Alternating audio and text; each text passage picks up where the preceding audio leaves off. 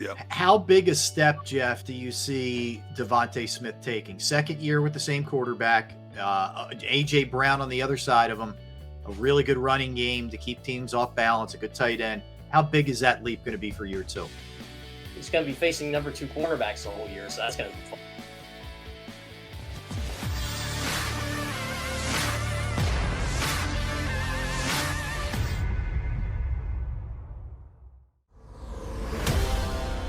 Happy Monday, everybody. Welcome back in Sports Take. He's D Gunn. I am Rob Ellis. Barrett is out doing his thing, raising awareness for breast cancer research and doing a phenomenal job. Let me give people the website again for the folks that are taking part in Barrett's golf tournament that he's involved in. It's called aworldofpink.com. aworldofpink.com is how you can contribute. Anything would help. We would appreciate that. All right, our next guest. Excited to talk to Jeff. He does a lot of work for JAKIB Media, JAKIB Sports. And there he is. Jeff on Twitter. Yeah, Jeff, phenomenal job, man. If you follow him on Twitter as well, at Jeff Kerr, CBS, does a great job covering the Birds. Jeff, what's happening, my man? How you making out? What's going on, guys? Happy Monday. Happy Same Monday. to you, brother. Happy Monday. So let me ask you this, Jeff. So everybody's, correct me if I'm wrong, every Eagles draft pick except for Cam Jurgens is locked up, right? So they're all signed, sealed, and delivered. Nakobi Dean being the latest today. Yeah, Nakobi Dean's the latest. I guess the Cam Jurgens done will get the deal will get done sooner rather than later. I mean, it's not like it was back in like 2008, 2009, as D-Gun knows, when you seem to get holdouts across the board. Yeah. Those days, the other guys used it as a ploy too. Like they just didn't want to deal with going to camp or any of the mini camps or any of that kind. I'm not a rookie, but I remember Mike Quick every year would be on a 1-year deal. It was convenient. He would never ever be in camp, and suddenly that last week when you knew you were playing the Jets and it was just going to be all the the guys trying to make the team, none of the starters, he'd sign his deal and be ready to go. It was amazing how that worked out every single year. And he had 1,400 yards a year, so it clearly worked out for him. Yeah, it didn't matter, right? Let me ask you, Jeff. I mentioned this to Derek earlier, and I'm curious where you stand. When it comes to Nakobi Dean, who's the latest to sign on the dotted line, I'm really excited about seeing him play. And I said, other than Jalen Hurts, he's probably the guy I have the most anticipation for. Who would fall into that category for you? Take Hurts aside, because I think we all know that how much he means to this team. Who would it be for you? I think watching the Titans over the last 4 years, easily A.J. Brown. For 3 years, actually. A.J. Brown has been such a difference maker for them. Everybody wants to point to Ryan Tannehill coming in. That's the resurgence in Tennessee. It was A.J. Brown. Once Tannehill came in, A.J. Brown started clicking, and he was getting the 50-yard touchdowns and all that. Him and Deshaun Jackson, I think I got to remember this. It's A.J. Brown and Tyreek Hill have the most 50-yard touchdowns in the league since A.J. Brown entered the league, which is pretty insane. And you only gave up a first and third round pick for A.J. Brown, while the Dolphins are giving up 5 draft picks for Tyreek Hill. So I think the Eagles got the better end of that deal there. You got a guy who's 24 years old. He's going to be explosive. I'm not saying that's going to be like a T.O. type impact, because we all knew what T.O. did before he came to the Eagles. But you're going to get A.J. Brown before his prime, and you're going to get A.J. Brown during his prime with a young quarterback. It's going to be fun. Hey, Jeff, give me your perspective on this whole Nakobi Dean thing. The story comes out about the injury. Dean says, hey, nobody ever told me I needed surgery. 31 other teams shy away from him. When the Eagles take him, Howie Roseman tells us either we're right or 31 other teams are right. What do you make of this in terms of, is he hurt bad enough to have surgery? Is he not? The Eagles have said he's at rookie camp. This is one of the most perplexing things I've heard in quite some time. Yeah, it feels like it was the red flag that Nakobi Dean decided not to get surgery. And I think teams were like, okay, we're not wasting the first round pick on this guy. And teams don't seem to value linebackers like they used to. Devin Lloyd, to me, was a top 10 player in this draft. And he went to Jacksonville in the 20s. I thought Devin Lloyd would have been a perfect fit in Philadelphia at 18, but obviously they traded for A.J. Brown, so that all worked out. But it was so weird seeing Devin Lloyd go in the 20s, and then you see Nakobi Dean just falling and falling. I'm like, oh, the Eagles can get him at 51. Well, they didn't get him at 51, and I thought that was a huge gamble. I thought maybe a team like Kansas City would pick him up. No one would do that. L.A. Chargers, I thought, could have used another linebacker there to replace Kaiser White. That never really happened. So, yeah, it's such a strange fall off. I would love to see picks fall as much as him, because remember during playoffs, we were talking about, oh, Nakobi Dean, he's going to be a top 10, top 15 pick easily. He's Absolutely. the leader of best defense in college football the last 20 years. So I think this is going to be the Eagles' benefit. It seems like the Eagles got 3 first-round talents with their first 3 picks. Yeah, no question. Do you see him stepping right in and being a starter, Jeff? I would see him starting. I see him starting at the mic. I could see him starting at the will. But again, they have Kaiser White for that. So I could see Nakobi Dean just fit right in. No disrespect to TJ Edwards. He's better than any mic right now they currently have. Agreed. Yeah. You know, we put a lot of emphasis on, Devonta Smith having a better year than he had in 2021. He had a great year. He was just shy of 1,000 yards receiving. Now that they bring in an A.J. Brown to take a lot of pressure off Devonta Smith, for me, one of the big question marks now will be, how will Quez Watkins step up? How will his speed and his potential talents be utilized in this offense? Well, that was my big argument this offseason. I love Quez Watkins as a 3. I didn't like him as a 2. I said, stop trying to force this guy into a 2. We all saw what happened when you try to make 2s, 1s, and 1s and 3s, Yep. 2s. We saw that with James Thrash for a number of years. Good player. Made a lot of catches for the Eagles, but he wasn't a number 1.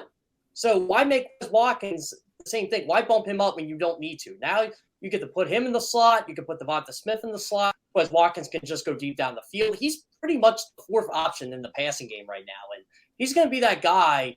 Opposing defensive coordinator is going to be like, how are we going to cover him? Because we got to stop A.J. Brown. We got to stop Devonta Smith.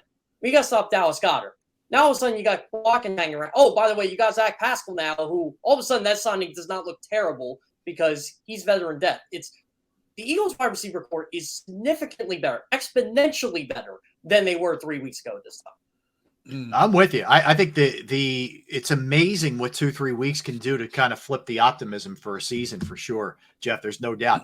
That said, looking at this offense, and we haven't had a chance to talk to you here on Sports Take, and we appreciate you hopping on with us. Where do you fall with Jalen Hurts? What are your expectations? How do you anticipate him growing here, being in the same system for 2 straight years, which he hasn't had since high school, having the weapons that he's got around him? What do you see out of Jalen Hurts?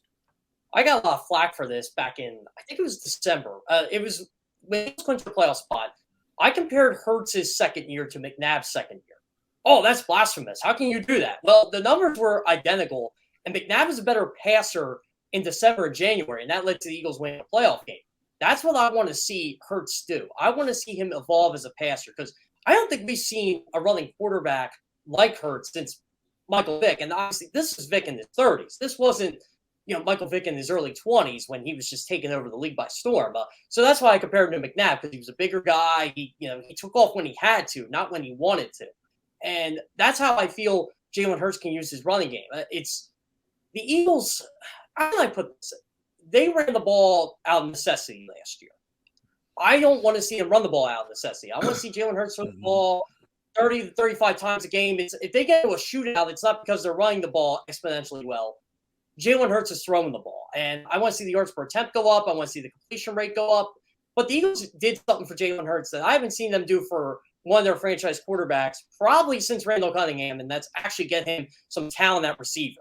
And Fred Barnett and Calvin Williams were good, but they're not A.J. Brown good. That's the big difference.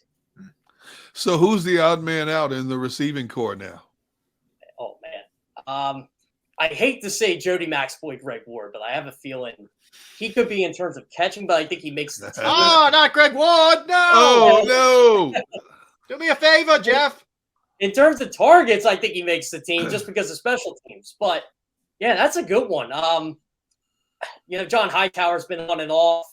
Quez Watkins obviously makes this team. This is tough now. All of a sudden, I forget. I'll jump in. How about what happens with Reagor here? Jeff, See, I've kind of forgot about him because I wrote him off already. I have a feeling. I hear you. He's still here, though, man. Yeah, I still make the joke about Jalen Reagor that Baltimore was interested in him, I guess, and in a potential Chuck Clark deal, and then they probably saw Jalen Reagor play and said, well, we don't want him. We don't want Lamar throwing to him. So, I mean, based on his contract, I still think he's here, but why would you pay him all that money to much be the 5th wide receiver? So, I hate to say it, Mike. The problem is what complicates things with Reagor is you can't trust him on special teams. It's not like you can trust him returning a punt or a kick or on, or in coverage or whatever.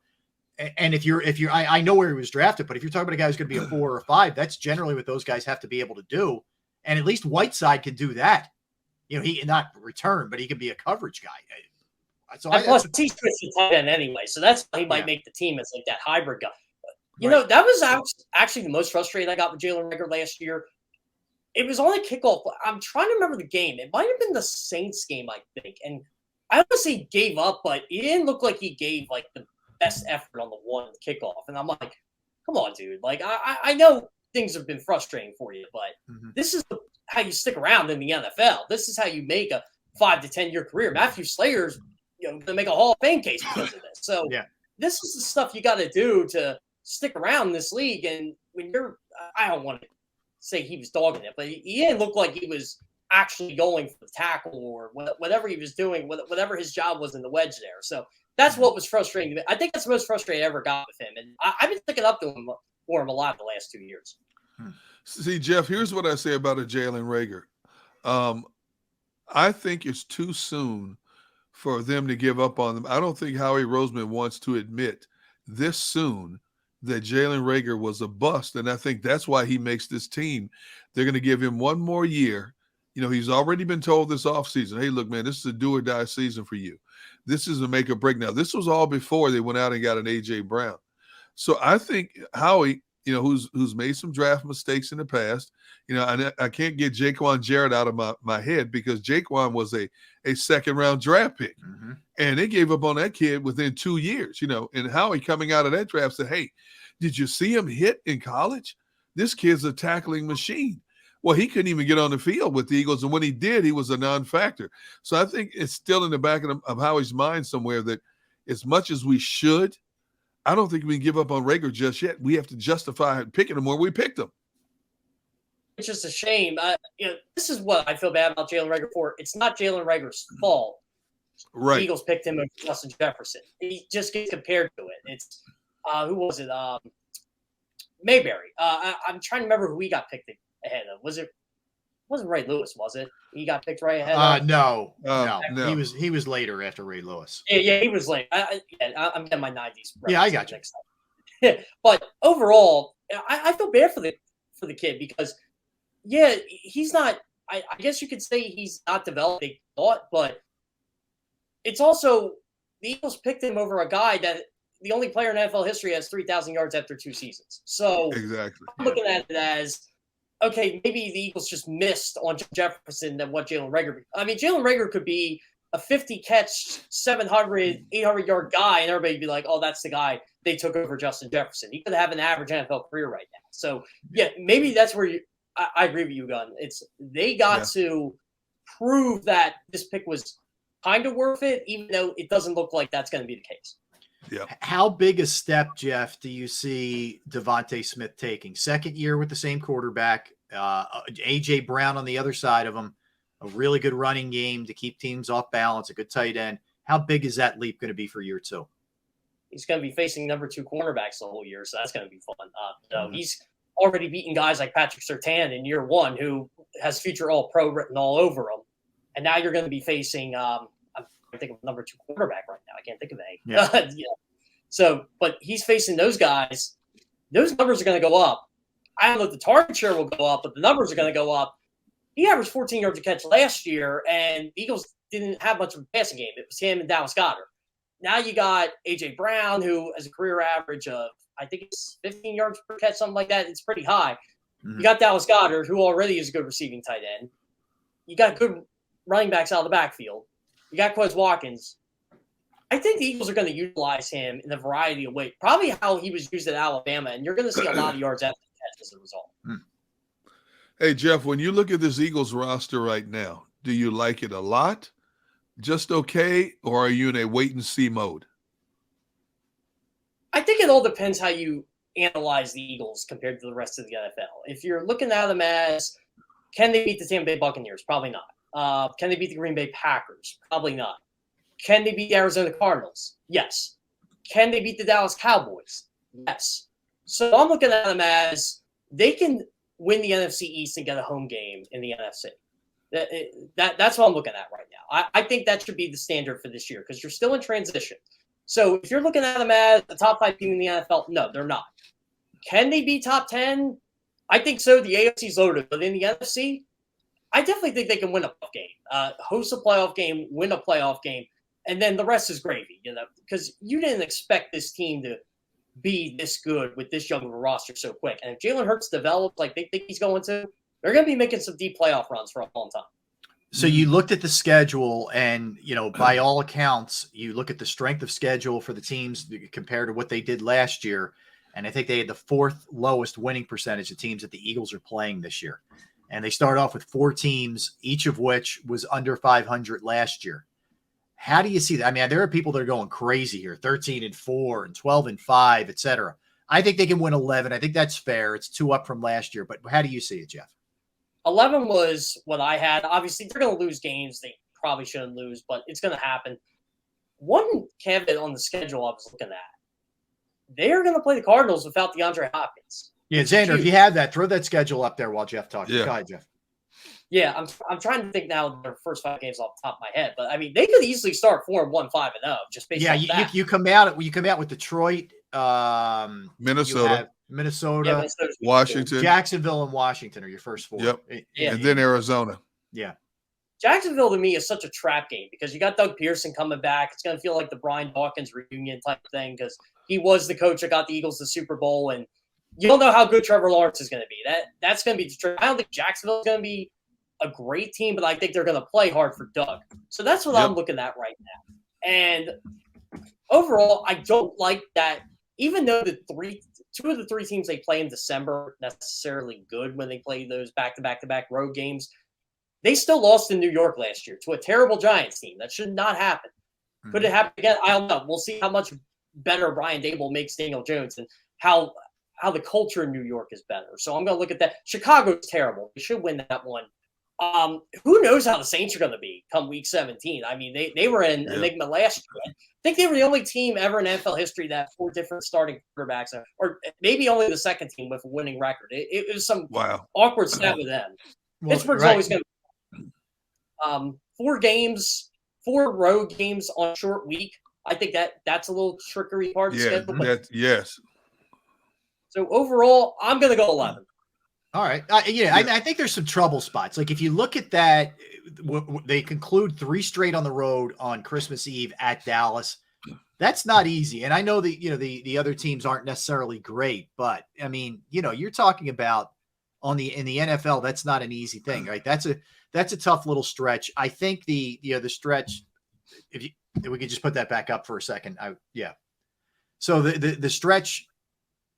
Yeah. So the stretch where, the Cardinals, Cowboys, you do get a bye week mixed in. Steelers is not an easy one, but in particular, the Colts, Green Bay, and the Titans is a really tough stretch. So as easy as the schedule is and favorable, there are some landmine kind of spots there as well, Jeff.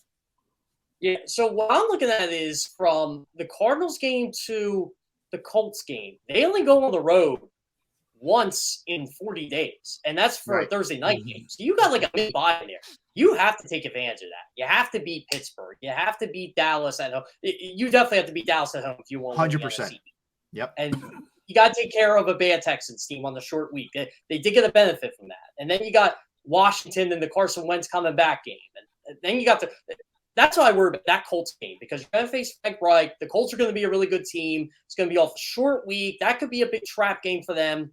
But overall, I think there's more advantages than disadvantages on the Eagles schedule this year. And maybe it's the quality of opponent or maybe it's just how they set it up. But I'm loving the fact 4 of their 5 primetime games are at Lincoln Financial Field.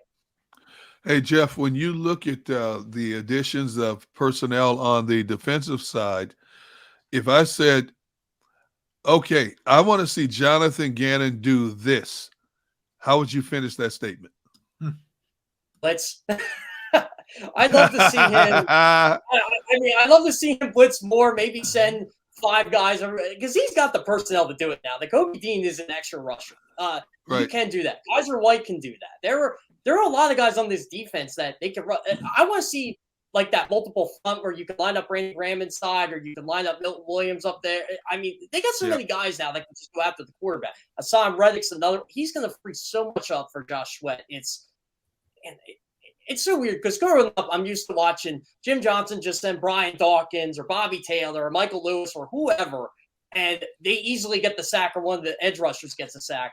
And now we see, okay, this conservative defense where you're rushing 4, fine, but your secondary is so bad on the back end, you can't really make up for it. So everybody's just doing the typical NFL. Let's do a 5 to 7 yard pass and we'll call it a day. And it was stinking took down the field until they scored. I mean, it's in theory, I guess it worked in terms of points per game allowed, but overall, I want to see them make plays on 3rd and 10 or 3rd and 7. That's what I want this year. So blitz, you have the personnel to do it. Please do it, Jonathan Gannon. I mean, Eagles say they're renting Jonathan Gannon. Prove to me you deserve a head coaching job in this league. How do you anticipate the Cowboys being this year? They've certainly taken a step back a bit on their offensive line. Amari Cooper exits. You look at their draft, what they were able to do last year. Certainly some playmakers on the defensive side of the ball for sure. Young guys and Micah Parsons being a wrecking ball. What do you think about them? Well, Dak Prescott's really going to miss Amari Cooper. I just can't put it lightly for that.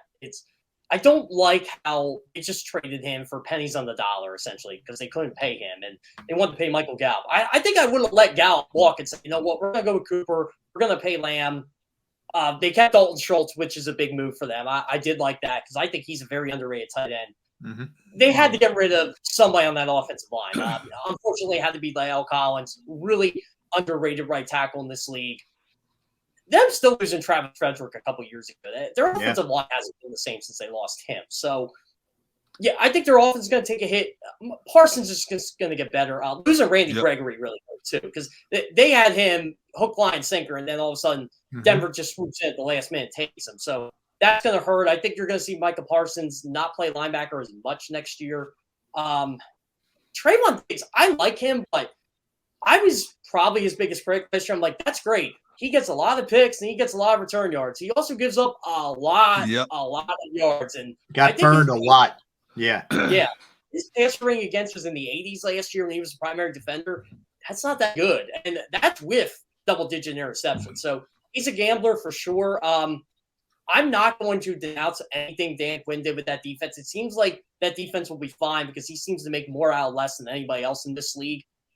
Overall, though, Dallas took a significant step back to the field. I think the Eagles have caught up with them. I think Washington can catch up with them. Again, all depends how the quarterback plays out and how this defensive front recovers with Chase Young. But I think the NFC East is going to be very interesting next year. So are the Eagles your team in the NFC East this year? Are you picking them as the team to beat in the NFC East? I thought the Eagles were catching the Cowboys before they got A.J. Brown and before that draft. I think they caught them. I think they can win the NFC East. This is what they need to do, though. They need to win that Week 6 game at home. They have to split with Dallas next year. That is going to be, for me, the determination on their season because they got absolutely destroyed in Week 3 by the Cowboys. Week 18 game, I don't even count. But that's the standard. That's the team you got to look at, the whole Dick Vermeil thing. If you want to be the best, you got to beat the best. So you got to beat the Dallas Cowboys. That's the team we're looking up at right now. So the Eagles got to beat the Cowboys if they want to win the NFC East. If they win that Week 6 game, I think they'll be fine and they'll do it. Well, go ahead, Derek. Yeah, let me ask you about Miles Sanders. This could be a make or break year for Miles Sanders. We know he has the recent injury history, misses significant times in terms of playing time. Do you think Miles Sanders is the type of back that the Eagles desperately want to keep? Or, a lot of teams look at running backs as a dime a dozen now. They're interchangeable parts now in terms of how we utilize them in our scheme. Or do you think Miles could end up walking after this season? I think he'll walk. Do I think the Eagles should let him? That's to be determined. I'm getting tired of hearing Miles Sanders didn't score a rushing touchdown last year. Well, for one, that wasn't his fault. Jalen Hurts got the ball at the 1 yard line. So, but then all of a sudden, fans don't want to count Jalen Hurts' rushing touchdowns as part of his total. So, he can't win there. So, overall, though, I do think it's telling that with all the great running backs Eagles had in their history, only one has 750-plus rushing yards in his first 3 seasons. And that's Miles Sanders. And each of his first 3 years, that's Miles Sanders. So, the guy is productive, and the guy is a big play threat. If you look at 70-yard touchdowns by Eagles running backs over the last 30 years or whenever they started tracking that. Miles Sanders is up there with the Herschel Walkers and, all those big play running backs, LaShawn McCoy, all of them. So he's a threat. If he can get better in the passing game, but you don't need him to be because you have Boston Scott, you have Kenny Gainwell, Miles Sanders is going to get paid by somebody this offseason. I think his best football is yet to come. I just hope it's Philadelphia because he is a really good football player. All right, I'm going to stay in the NFC East, and I got to ask you about Carson Wentz and what that's going to look like in DC. It's been a bizarre, just fall off a cliff kind of thing here, Jeff, for him over the last couple of years, to the point where Indianapolis couldn't wait to get rid of him. The owner, the GM, the coach, were all basically pretty public about it even before they traded him, which I've never seen before. How do you think he does down there? Man, I don't know how you're going to face the DC media when you kind of did not. I don't want to say you didn't like the Philly media, but I think a lot of it got to him. And he goes in Indianapolis, and then he kind of found out, well, no, it's the same here too. It gets really bad. And I don't think Hard Knocks put the best of light on Carson Wentz, especially the last couple of weeks of the season. So, I mean, D-Gun, you know how it is in DC. They're brutal. And this guy, I don't think they have high expectations for him, which might help him, but I've put him as one of my winners of the draft because when you get Jahan Dotson in the first round and you have Terry McLaurin, who is already underrated to begin with, you have a good player like Logan Thomas. You have a good player like Logan Thomas. To me, I'm looking at it as, okay, it's time, Carson. Oh, by the way, you also have Antonio Gibson at running back. I'm trying to think of the running back they drafted. Yeah, they're loaded on offense. I mean, you lost Sharif right guard, but they're loaded on offense. They have the skill position players needed to win football games for them, and they have the defense. Carson. But by the way, Jeff, you can make the same case in Indy last year. He had a lot of those same components. FYI. Yep. Hey, I think he has a better receiving core. I will say that. I'll say that. Do what you say you're going to do in these press conferences. Make the layups. It seems like you actually listen to what they criticize you for in Indianapolis. And I hate to say it because be a leader. Actually be a leader of this football team. Don't be how you were in Philly at the end. Don't be how you were in Indianapolis at the end, or really the whole year. This team is looking up to you. This team looks at you as a significant upgrade over Taylor Heineke. That's why they brought you in here. They brought you in here for essentially pennies on the dollar, and they didn't mind giving up a couple of draft picks to get the best of you. You're only 29 years old. If it works out for him this year, he's got a future there. But I don't know. It feels like it's a whole mental thing with Carson Wentz right now. Yeah. We had Howie Roseman on this show last week, and he told us a funny story about how Jeffrey Lurie bent his ear and said, "Hey, look, these Alabama players look like they're ready to play." And then he said his 96-year-old grandfather told him, "Why aren't you getting more of these Alabama-type players?" Fan base here has been screaming for Howie to draft more players from the SEC. His last 2 draft picks in the first round have come from the SEC. Do you like the fact that Howie appears on the surface to be listening more to people that he supposedly trusts in terms of how to build this team properly, how to get marquee talent to build his team to be a marquee team in the National Football League? I don't know why he hasn't drafted SEC players over the last decade, but he's doing it now, and that's good. You see him going to Georgia Pro Days. You see Eagles scouts at these SEC Pro Days, and you're like, wow, okay, there's some talent here. You see them going – I know just personally they go to Penn State Pro Days, and you see Penn State's racking up players around the league. Ohio State's getting a lot of good players around the league. Michigan's getting a lot of good players around the league. Like even the smaller Big Ten schools like Rutgers and Maryland, you see the Eagles at. It seems like if you want to build a good NFL team and not try to outsmart people, just go to the SEC, just go to the Big Ten, and take whatever's there. And it's working for them. No question about it. Jeff, good catching up with you, man. We appreciate you hopping on for a couple of minutes. And I suggest everybody check out Jeff. You can follow him on Twitter at Jeff Kerr CBS, but all over the channel as well with our buddies Jody Mack and John McMullen as well. You can see him there. But Jeff, we appreciate a couple of minutes today, man. Appreciate you, brother. Yeah, always a pleasure. Anytime, guys. All right. Take care. That is Jeff. Yeah, good stuff out of Jeff there. And a lot of good points when it comes to the Eagles schedule, upcoming opponents. It's gonna be fascinating, the Wentz thing, Derek. I don't know where you stand. I've lost all faith in the guy. I got to be honest with you. I thought if he was going to wake up, it would have been last year. He was in a perfect setting with Frank Reich. Surrounded by a good team, good running attack, good line. In Midwest, which felt like it suited him better, and none of that worked, man. If there was ever a situation where Carson Wentz had the opportunity to change the general perception of him, it was in Indianapolis. He's back with his offensive coordinator / quarterback coach, who made him an MVP candidate in 2017 in Frank Reich. He had one of the best offensive lines in the game. He had a good defense to support him. Good run, hit the best running back in the game.